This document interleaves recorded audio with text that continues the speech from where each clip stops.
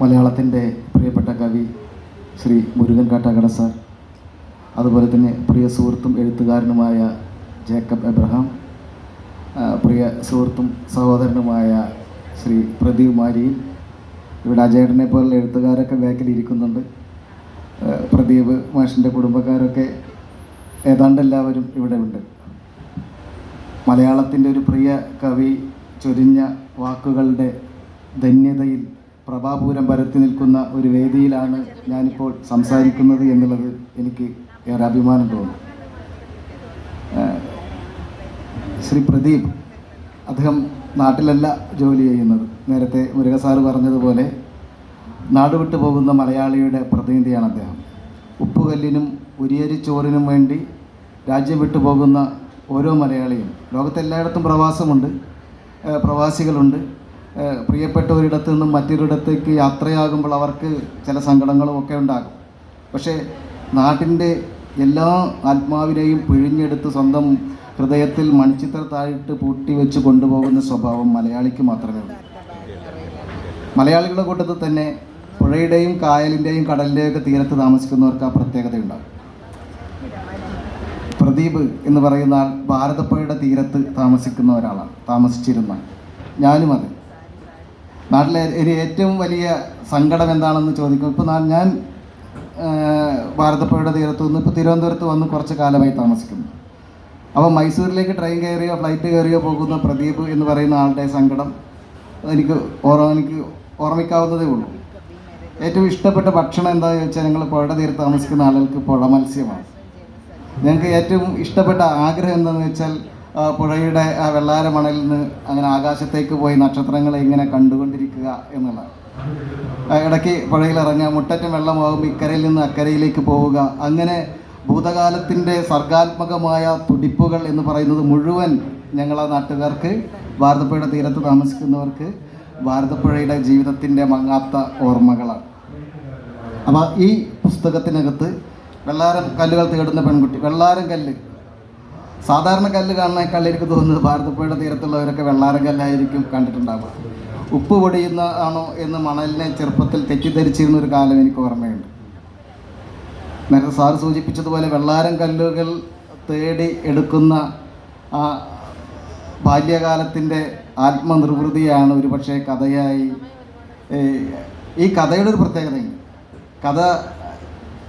കഥയല്ല, ഇത് നോവലാണ്. പക്ഷേ ഓരോ അധ്യായവും ഓരോ വെള്ളാരം കല്ലുകൾ പറയുന്ന കഥ. ഒന്നാമത്തെ വെള്ളാരം കല്ല് പറഞ്ഞ കഥ, രണ്ടാമത്തെ വെള്ളാരം കല്ല് പറഞ്ഞ കഥ, അങ്ങനെ 14 വെള്ളാരം കല്ലുകൾ കഥ പറയുന്നു. ഭാരതപ്പുഴ ഒരു കഥ പറയുന്നു, മണൽത്തരികൾ ഒരു കഥ പറയുന്നു, ആഖ്യാതാവ് 2 കഥ പറയുന്നു. അങ്ങനെ വ്യത്യസ്തമായ 18 അധ്യായങ്ങളിൽ 18 പേർ, അത് കൂടുതലും വെള്ളാരം കല്ലുകളാണ് സംസാരിക്കുന്നത്. കല്ലിനുമുണ്ടൊരു കഥ പറയാം എന്ന നെഹ്റുവിൻ്റെ പാഠഭാഗം നമ്മൾ ചെറിയ ക്ലാസ്സിൽ പഠിച്ചിട്ടുണ്ട്. എന്നാൽ മനസ്സിൽ സൂക്ഷിച്ചു വച്ചിരിക്കുന്ന കല്ലുകൾ, അല്ലെങ്കിൽ ഇനി തേടിയെടുക്കാൻ പോകുന്ന കല്ലുകൾ, ഒരു പെൺകുട്ടിയുടെ ജീവിതം മാത്രമല്ല. ഈ പുസ്തകം സമർപ്പിച്ചിട്ടുള്ളത് അമ്മയ്ക്കാണ്. അദ്ദേഹത്തിൻ്റെ അമ്മ ജീവിച്ചിരിപ്പില്ല, പക്ഷെ ചെറിയമ്മ ഇവിടെ ഉണ്ട്. അമ്മമാരുടെ ഒരു കഥ കൂടിയാണ് ഈ പുസ്തകം. ജേക്കബ് മാഷ് ഇതിനെ നിരീക്ഷിച്ചത് പെൺമയുടെ പുസ്തകം എന്നാണ്. പെൺമയുടെ പുസ്തകം എന്ന അപ്പുറത്തേക്ക് അമ്മമാരെ കോർത്തിണക്കിക്കൊണ്ട് ഈ പുസ്തകം, ഓരോ തരം അമ്മമാർ. ഇതിനകത്ത് സോമു എന്ന് പറയുന്ന ഒരു പട്ടിക്കുട്ടിയുടെ കഥ ഉണ്ട്, ഒരു അധ്യായമാണ്.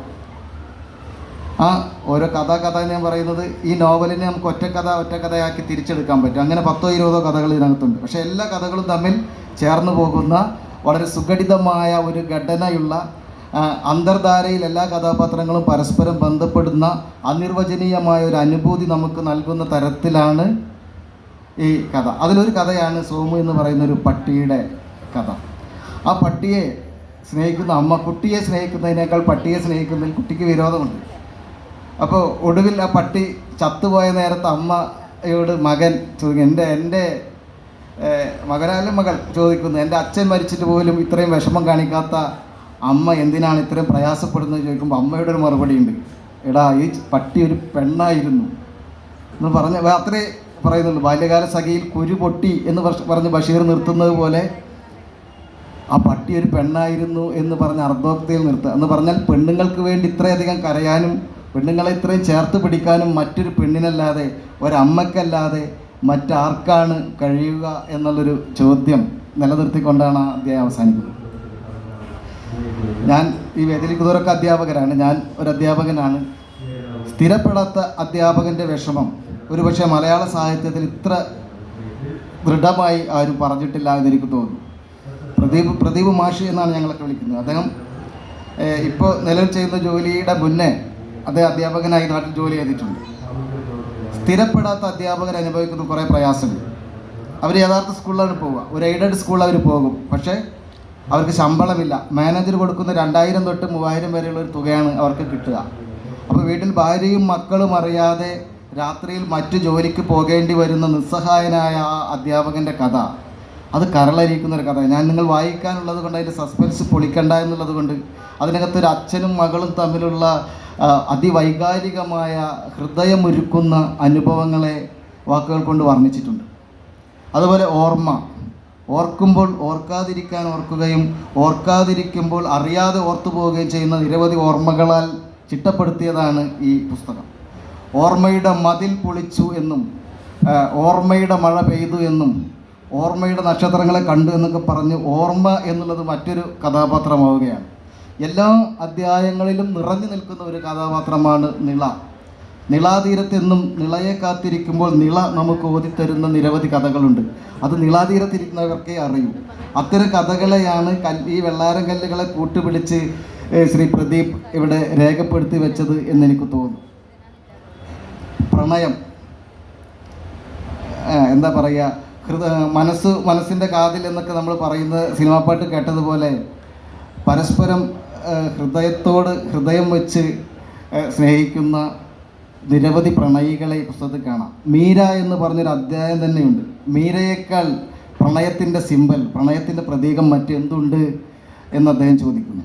ഇതിനു മുമ്പ് ഇവിടെ നടന്ന പുസ്തകപ്രകാശനത്തിൻ്റെ ഭാഗമായി വളരെ ബഹുമാന്യനായ വ്യക്തി സംസാരിക്കുമ്പോൾ ഇതൊരു കെട്ടകാലമാണ് എന്ന് അദ്ദേഹം പറഞ്ഞു. ഇതൊരു കെട്ടകാലമാണ് എന്ന് എനിക്ക് തോന്നുന്നില്ല എന്ന് ഞാൻ അവിടെ നിന്ന് അപ്പം തന്നെ എൻ്റെ അടുത്ത് നിന്ന സുഹൃത്തിനോട് പറഞ്ഞു. ഇത് വളരെ പ്രത്യാശാഭരിതമായ എന്താ പറയുക, പുള്ളി ചില കള്ളത്തരങ്ങളെയൊക്കെ ഓർമ്മിപ്പിച്ചുകൊണ്ടാണ് അത് അദ്ദേഹം പറഞ്ഞത്. അദ്ദേഹത്തിൻ്റെ മറുപടി എന്നുള്ള നിലക്കല്ല, പക്ഷേ ഒന്നും നശിച്ചു പോകില്ല വല്ലതും ശേഷിക്കുമെന്ന് വിചാരിക്കെ എന്തെന്തിതൻ കരളിൽ ആനന്ദവും മിഴിയിൽ സന്തോഷവും പുതിയ ഭാവിയുടെ തെളിവാർന്ന സൂര്യപ്രകാശവും എന്ന് പുനലൂർ ബാലമാഷയുടെ ഒരു കവിതയുണ്ട്. പുതിയ ഭാവിയുടെ തെളിവാർന്ന സൂര്യപ്രകാശം നമുക്ക് അനുഭവപ്പെട്ടുകൊണ്ടേയിരിക്കും. എവിടെയെങ്കിലും ഒളിച്ചിരിക്കുന്ന കാട്ടുകള്ളന്മാരെയൊക്കെ അർദ്ധരാത്രിക്ക് പോയി പിടിക്കുന്ന പോലീസുള്ള നാട്ടിൽ നമുക്ക് ഇതൊരു കെട്ടകാലമാണെന്നൊന്നും പറഞ്ഞ് മുന്നോട്ട് പോകാൻ കഴിയില്ല. ഈ കാലം വളരെ പ്രതീക്ഷയുടെ, എന്നും കൊതിക്കലാണ്, എന്നും ഭജിക്കലാണ്, എന്നും പ്രതീക്ഷിക്കലാണ് സൗഖ്യമെന്ന് കവി പറഞ്ഞിട്ടുണ്ട്. പ്രതീക്ഷയുടെ മനസ്സ് വാടാതെ സൂക്ഷിക്കുന്ന ഇത്തരം പുസ്തകങ്ങൾ, ഇങ്ങനെ നൂറുകണക്കിന് പുസ്തകങ്ങൾ ഓരോ ദിവസവും ഇവിടെ വെളിപ്പെട്ട് വരുന്നു, വായനയ്ക്ക് വേണ്ടി ഉപയുക്തമാക്കപ്പെടുന്നു. ഇവിടെ സമയത്തിൻ്റെ പരിമിതിയുണ്ട്, ഞാൻ അതിലേക്ക് നോക്കിയാണ് ഇങ്ങനെ സംസാരിക്കുന്നത്. ഞാൻ വിചാരിച്ചതിനേക്കാൾ 1 മിനിറ്റ് ഞാൻ അധികം എടുത്തിട്ടുണ്ട്. ഏതായാലും പുസ്തകം എഴുതാനും വായിക്കാനും കഴിയുന്നത് ഭാഗ്യം എന്ന് പറയുന്നത് പോലെ ഏറ്റവും മികച്ച പുസ്തകങ്ങൾ വായിക്കാൻ കഴിയുന്നതും വലിയ ഭാഗ്യമാണ്. അങ്ങനെ ഹൃദയഹാരിയായ, പരസ്പരം സംവദിക്കുന്ന, കാലാതീതമായ ഒരു മിസ്ഡ് കോൾ എന്ന് പറയുന്ന ഒരു അധ്യായം ഇതിനകത്തൊരു വെള്ളാരക്കല്ല് പറയുന്നുണ്ട്. പുതിയ കാലത്തിൻ്റെ സാങ്കേതിക വിദ്യയെ സംബന്ധിച്ചൊക്കെ പരാമർശിക്കുന്ന കാലാതിവർത്തിയായ എന്നാൽ വർത്തമാനകാലാസ്പദമായ ഒരു പുസ്തകമാണ് ഇത്. കമ്പ്യൂട്ടറിൻ്റെ കാലമാണ്. കമ്പ്യൂട്ടറിൽ കഥ എഴുതുന്നു, കമ്പ്യൂട്ടറിൽ ഇടപെടുന്നു, കമ്പ്യൂട്ടറിൽ എല്ലാം വിവര സാങ്കേതിക വിദ്യയുടെ കുത്തൊഴുക്കിൻ്റെ ഒരു ലോകമാണ്. പക്ഷെ മനുഷ്യൻ്റെ കണ്ണീര് തുടയ്ക്കാൻ കമ്പ്യൂട്ടറിന് കൈമുളയ്ക്കുന്ന കാലം വരെ നിലനിന്ന് പോകാവുന്ന തരത്തിലുള്ള ഒരു സാഹിത്യ സൃഷ്ടിയാണ് എൻ്റെ പ്രിയ സുഹൃത്തിൻ്റെ വെള്ളാരം കല്ലുകൾ തേടുന്ന പെൺകുട്ടി. സമയപരിമിതി മൂലം ഇതിൻ്റെ അലകും മൂലയും ഒക്കെ ഒന്ന് പരിചയപ്പെടുത്തി പോകാനേ കഴിയൂ. എന്തായാലും നിങ്ങളുടെ വായനാമുറിയിൽ നിർബന്ധമായി ഉണ്ടാകേണ്ടതും നിങ്ങൾ ഓരോരുത്തരും എടുത്ത് വായിച്ച് ഹൃദയത്തോട് ചേർത്ത് വെച്ച് മുന്നോട്ട് കൊണ്ടുപോകേണ്ടുന്ന നിങ്ങളുടെ വീട്ടു ലൈബ്രറിയിൽ ഉണ്ടാകേണ്ട ഒന്നാണ് ഈ പുസ്തകം എന്ന് ഓർമ്മപ്പെടുത്തിക്കൊണ്ട് ഈ പ്രിയ സുഹൃത്തിനെ ഹൃദയത്തോട് ചേർത്ത് വെച്ച് അഭിവാദ്യം ചെയ്തുകൊണ്ട് ഞാൻ എൻ്റെ വാക്കുകൾ അവസാനിപ്പിക്കും.